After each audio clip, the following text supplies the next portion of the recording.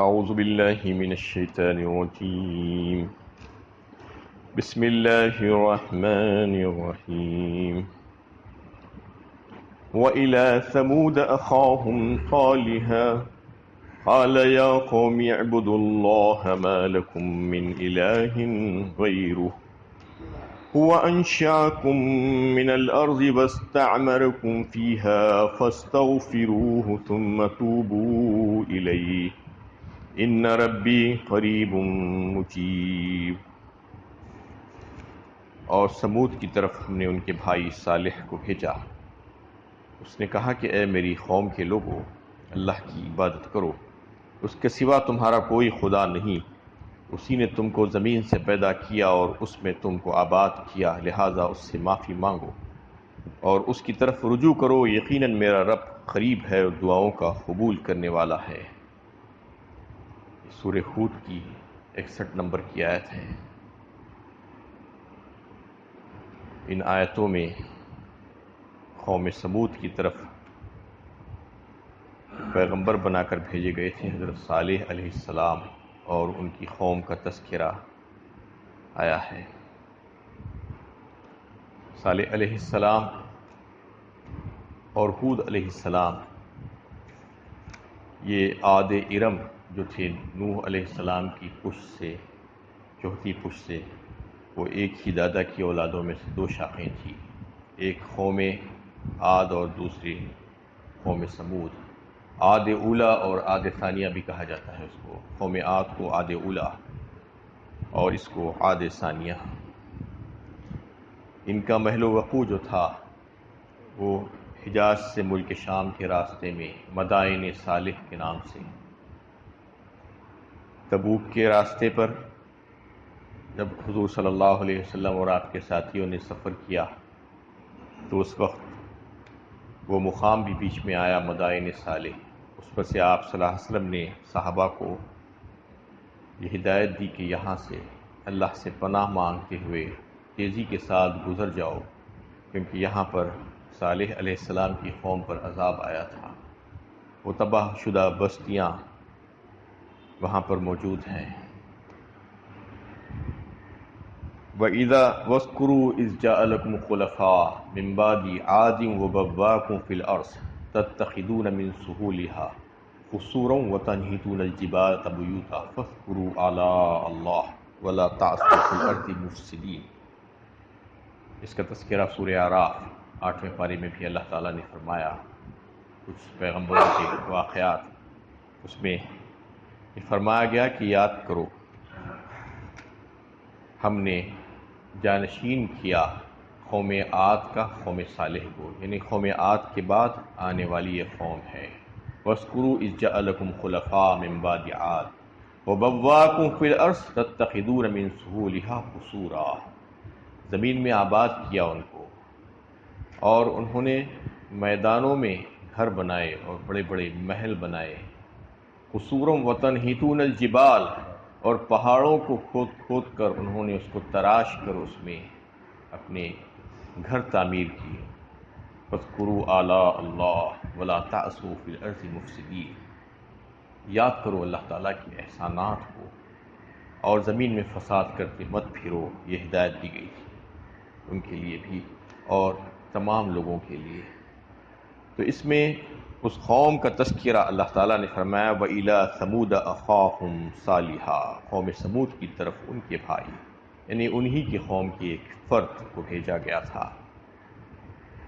جن کا نام صالح علیہ السلام تھا۔ قَالَ يَا قَوْمِ اعْبُدُوا اللَّهَ مَا لَكُم مِّنْ إِلَٰهٍ غَيْرُهُ۔ اس نے کہا کہ اے میری قوم کے لوگو، اللہ کی عبادت کرو، اس کے سوا تمہارا کوئی خدا نہیں۔ تمام رسولوں کا ایک ہی پیغام رہا، شروع سے مشترکہ پیغام، شروع سے آخر تک ایک اللہ کی عبادت۔ وَاجْتَنِبُوا الطَّاغُوتَ، اور طاغوت اور شیطان غیر اللہ کی عبادت سے بچنے کا حکم اور ہدایت۔ یہ اس بات کی طرف نشاندہی کرتی ہے کہ جو پیغام آیا ہے وہ ایک ہی ہستی کی جانب سے آیا ہے، اس لیے کہ ہزاروں سالوں تک یہ سلسلہ چلتا رہا، مختلف خطوں میں، مختلف رسول آتے رہے مختلف اوقات میں، لیکن پیغام بدلا نہیں، مشترکہ پیغام ایک ہی رہا، وَاعْبُدُوا إِلَى اللَّهِ، اللہ کے سوا کسی غیر کی عبادت نہیں کی سکتی، مَا لَكُم مِّنْ إِلَٰهٍ غَيْرُهُ۔ شریعتیں بدلتی رہی، طریقے بدلتے رہے وقت اور حالات کے اعتبار سے، لیکن اصل جو پیغام تھا وہ پیغام ایک ہی رہا۔ ہر نبی نے آ کر یہی بات کہی کہ ایک اللہ کے سوا کوئی عبادت کے لائق ذات نہیں ہے، توحید کو پیش کیا۔ یہ سب سے پہلا وہ لوگوں کا فریض رسالت تھا، منصب کا۔ هُوَ أَنشَأَكُم مِّنَ الْأَرْضِ وَاسْتَعْمَرَكُم فِيهَا، اور کہا انہوں نے اپنی قوم سے، اسی نے تم کو زمین سے پیدا کیا اور اس میں تم کو آباد کیا۔ مطلب یہ ہے کہ انسان کو اللہ تعالیٰ نے اس کی جو پیدائش کا جو سلسلہ شروع کیا وہ مٹی سے شروع کیا۔ وَبَدَا خَلْقَ الْإِنسَانِ مِنْ طِينٍ الَّذِي أَحْسَنَ كُلَّ شَيْءٍ خَلَقَهُ وَبَدَا خَلْقَ الْإِنسَانِ مِنْ طِينٍ ثُمَّ جَعَلَ نَسْلَهُ مِنْ سُلَالَةٍ مِّن مَّاءٍ مَّهِينٍ۔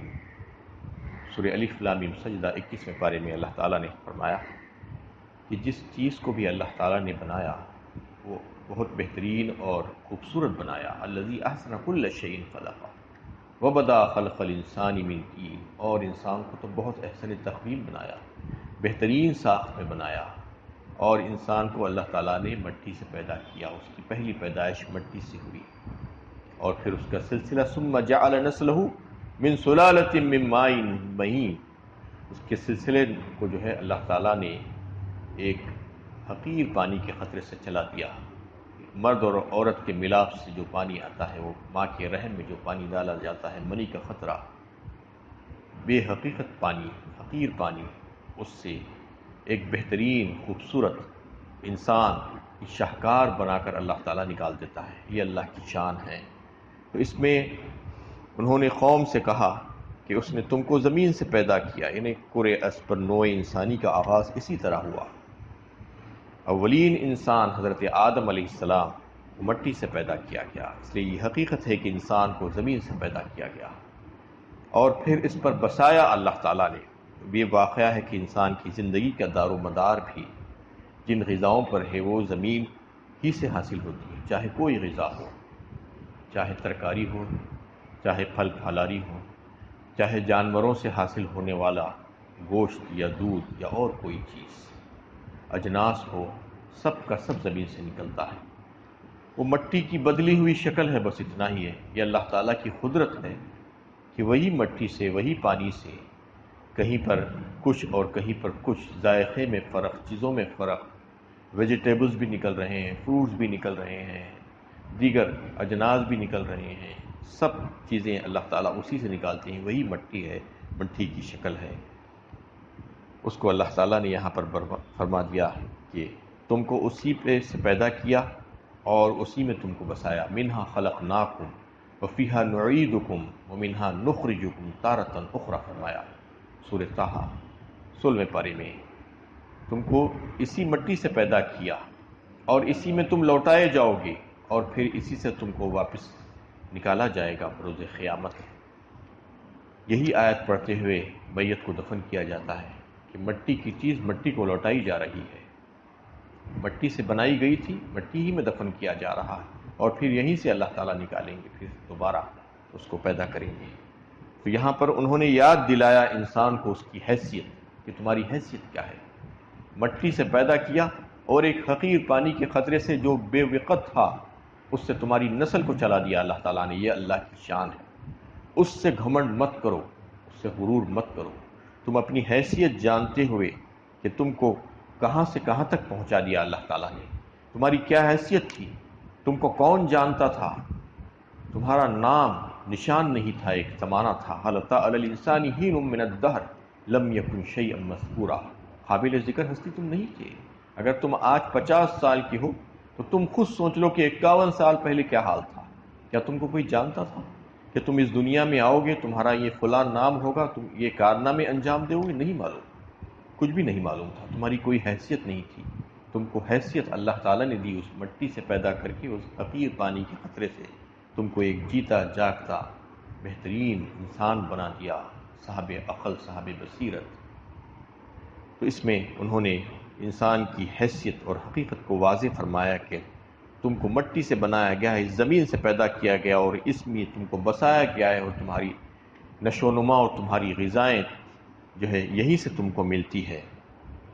اور پھر فرمایا آخر میں فَاسْتَغْفِرُوهُ ثُمَّ تُوبُوا إِلَيْهِ إِنَّ رَبِّي قَرِيبٌ مُجِيبٌ۔ بس تم اپنے رب سے معافی مانگو اور اسی کی طرف رجوع کرو، یقیناً میرا رب قریب ہے اور دعاؤں کا قبول کرنے والا ہے۔ مطلب یہ ہے کہ تم سے جو بھی گناہ ہو گئے ہیں ابھی تک، جو کفر اور جو شرک تم نے کیا ہے، جو اللہ کے ساتھ کسی اور کو بھی شریک کیا ہے، ان کو اور ان کو بھی معبود سمجھا تھا، اب اپنے گناہوں پر اللہ سے رجوع ہو جاؤ، بخشش مانگو، معافی مانگو، توبہ کرو اللہ تعالیٰ سے، سچی توبہ کرو، اور آئندہ اس کو نہ کرنے کا پختہ عزم و ارادہ کر لو، اور اللہ سے توفیق مانگو کہ میں آئندہ یہ کام نہیں کروں گا۔ یہ سچی توبہ ہے۔ یا ایھا الذین آمنوا توبوا الی اللہ توبۃ نصوحا، فرمایا اللہ تعالیٰ نے سورۃ تحریم میں، اے ایمان والو اللہ سے معافی مانگو، سچی معافی، سچی توبہ، توبۃ نصوحا۔ یہ نہیں کہ صرف گلے پیٹ لیا، کان پکڑ لیا، یہ توبہ نہیں، توبہ کا مذاق ہے۔ توبہ تو وہ ہے کہ گناہ کو گناہ سمجھے، اس سے نفرت کرے اور اس سے فوراً باز آ جائے، اور آئندہ اس کے قریب بھی نہ پھٹکنے کا پختہ عزم و ارادہ کرے۔ یہ اصل توبہ ہے، سچی توبہ۔ اس کو اللہ تعالیٰ قبول فرماتے ہیں، بندے کی یہ توبہ۔ تو اس میں ان سے کہا گیا کہ تم اپنے رب سے معافی مانگو، بخشش مانگو، توبہ کرو۔ یہی پیغام سارے نبیوں نے دیا، اس سے پہلے بھی یہ بات آ رہی تھی۔ حضرت نوح علیہ السلام نے بھی اپنی قوم سے یہی کہا کہ تم اپنے رب سے معافی مانگو، وہ بڑا بخشنے والا ہے۔ اور حضرت ہود علیہ السلام قوم عاد کا جو واقعہ آ رہا تھا، اس میں بھی انہوں نے یہی کہا کہ تم اپنے رب سے معافی مانگو۔ استغفار کی بے شمار برکتیں ہیں، جیسا کہ آپ کے سامنے آ چکی ہیں۔ بہت بہترین کلمہ ہے یہ، اللہ تعالیٰ کو بہت پسند ہے۔ جو بندہ اللہ تعالیٰ سے رجوع کرتا ہے، اپنے گناہوں پر معافی مانگتا ہے، روتا گڑاتا ہے، تو پھر اللہ تعالیٰ نہ صرف اس کی خطاؤں کو اور قصوروں کو معاف فرما دیتے ہیں کہ اس کے لیے آخرت کی فلاح اور کامیابی ہو جاتی ہے، بلکہ دنیا میں بھی بے شمار فائدے اس کو دیکھنے میں ملتے ہیں کہ اس کے رزق میں وسعت و برکتیں ہو جاتی ہیں، اس کے مال، اس کے اولاد میں جو ہے اللہ تعالیٰ اضافہ فرما دیتے ہیں، آسمان سے بارش برساتے ہیں اور وقت پر زمین سے نباتات اگتے ہیں، ساری چیزیں آسانی کے ساتھ مہیا ہو جاتی ہیں۔ یہ سب فائدے استغفار کے ہیں، برکت ہے استغفار کی، اس کی فضیلت ہے۔ لہذا استغفار ہمیشہ کرتے رہنا چاہیے انسان کو۔ اللہ کے نبی صلی اللہ علیہ وسلم خود فرماتے ہیں کہ میں باوجود معصوم ہونے کے روزانہ 100 بار استغفار کرتا ہوں اللہ تعالیٰ سے۔ تو اندازہ کیجئے کہ اللہ کے نبی صلی اللہ علیہ وسلم معصوم ہیں، اس کے باوجود اللہ تعالیٰ سے استغفار کرتے ہیں، تو ہم کو کتنا استغفار کرنا چاہیے، کس قدر استغفار کرنا چاہیے۔ ہم کو اپنے گناہوں پر اڑنا نہیں چاہیے، بلکہ گناہ ہونے کے بعد اللہ تعالیٰ سے معافی مانگنا، استغفار کرنا، توبہ کرنا، اور آئندہ نہ کرنے کا اللہ تعالیٰ سے وعدہ کرنا، یہ اصل توبہ اور استغفار ہے۔ ثم توبوا الیہ ان ربی قریب مجیب فرمایا، اور پھر آخر میں یہ فرما دیا کہ میرا رب قریب ہے، دعاؤں کا قبول کرنے والا ہے۔ رب دور نہیں ہے۔ لوگ رب کو دور سمجھتے ہیں اور ان کو قریب سمجھتے ہیں۔ فلاں اور فلاں کے پاس جا کر دعائیں مانگی جاتی ہیں، اپنی التجائیں پیش کی جاتی ہیں، درخواستیں پیش کی جاتی ہیں، جو پہلے تو دور ہیں بہت اور کچھ کر نہیں سکتے، جن کے پاس کچھ بھی اختیارات نہیں ہیں، جو سارے اختیارات کا مالک رب ہے، قادر مطلق رب ہے، جس نے ہم کو سب کچھ عطا فرمایا، ہم کو پیدا فرمایا اور ہماری زندگی کے سامان مہیا فرمائے۔ وَإِذَا سَأَلَكَ عِبَادِي أَنِّي فَإِنِّي قَرِيبٌ، خود فرماتے ہیں اللہ تعالیٰ سورہ بقرہ دوسرے پارے میں، آپ سے اگر میرے بندے پوچھیں کہ میں کہاں ہوں تو کہہ دیجیے وَإِذَا سَأَلَكَ عِبَادِي أَنِّي فَإِنِّي قَرِيبٌ، میں بہت قریب ہوں، میں بہت قریب ہوں، اتنا قریب کہ تمہاری شہرخ سے بھی زیادہ قریب، اور میں تمہارے دل میں جو وسوسے جو پیدا ہوتے ہیں ان سب کو بھی جانتا ہوں۔ وَلَقَدْ خَلَقْنَا الْإِنسَانَ وَنَعْلَمُ مَا تُوَسْوِسُ بِهِ نَفْسُهُ وَنَحْنُ أَقْرَبُ إِلَيْهِ مِنْ حَبْلِ الْوَرِيدِ، فرمایا اللہ تعالیٰ نے سورہ قاف میں، ہم نے انسان کو پیدا کیا اور ہم جانتے ہیں اس کے دل میں کیا بات پیدا ہوتی ہے، کیا گمان کرتا ہے وہ، اور اس کی شہرک سے بھی زیادہ قریب ہیں، اس قدر قریب۔ اللہ تعالیٰ خود فرما رہے ہیں وَإِذَا سَأَلَكَ عِبَادِي عَنِّي فَإِنِّي قَرِيبٌ أُجِيبُ دَعْوَةَ الدَّاعِ إِذَا دَعَانِي، اور پھر فرما دیا گیا کہ میں سنتا ہوں پکارنے والے کی پکار کو اور قبول کرتا ہوں۔ جب اللہ تعالیٰ قبول کرنے کے لیے تیار ہے تو پھر ادھر یا ادھر جانے کی کیا ضرورت ہے؟ اور جو قادر مطلق ہے، جن کے پاس سارے اختیارات ہیں، وہ خود کہہ رہا ہے کہ میں قبول کرتا ہوں، آ جاؤ میرے پاس، میں تم سے بہت قریب ہوں۔ ربکم ادعونی استجب لکم ان الذین یستکبرون عن عبادتی سیدخلون جہنم داخرین، فرمایا سورہ مومن 24ویں پارے میں۔ رب کہتا ہے کہ مجھ سے مانگو، مجھ سے مانگنے میں کوتاہی مت کرو۔ کوئی اگر مجھ سے مانگنے سے پیچھے ہٹے گا اور تکبر کرے گا تو میں اس کو جہنم میں داخل کروں گا۔ اندازہ کیجئے کہ رب کتنا قریب ہے۔ دیگر لوگوں کے پاس اگر آپ جائیں تو ایک بار دیں گے، دو بار دیں گے، اس کے بعد منہ پھیر لیں گے۔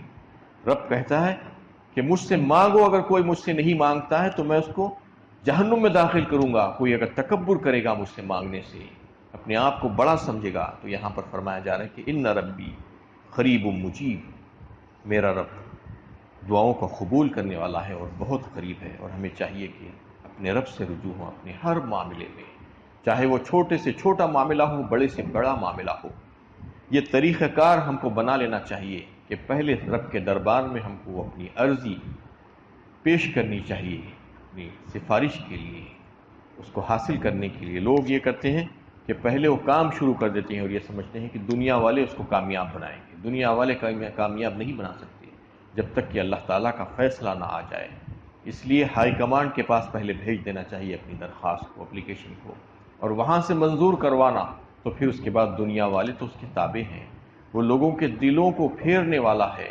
تو اس لیے اپنے سارے کاموں کے سلسلے میں اپنے رب سے، اپنے مالک سے رجوع ہونا اور اس سے دعائیں کرنا، اس کے سامنے گڑ گڑانا، اپنے گناہوں پر معافی مانگتے ہوئے مانگنا، اللہ کی تعریف کرتے ہوئے مانگنا، اور یہ کہتے ہوئے کہ آپ قادر مطلق ہیں، آپ دینے کا اختیار رکھتے ہیں، آپ دے سکتے ہیں، آپ مجھے یہ عطا فرمائیے۔ یہ کہتے ہوئے سب سے پہلے اپنے کاموں کے سلسلے میں اللہ تعالیٰ سے درخواست کرنا، اللہ تعالیٰ سے دعا ہے کہ اللہ تعالیٰ ہمیں صحیح علم و عمل کی توفیق عطا فرمائے۔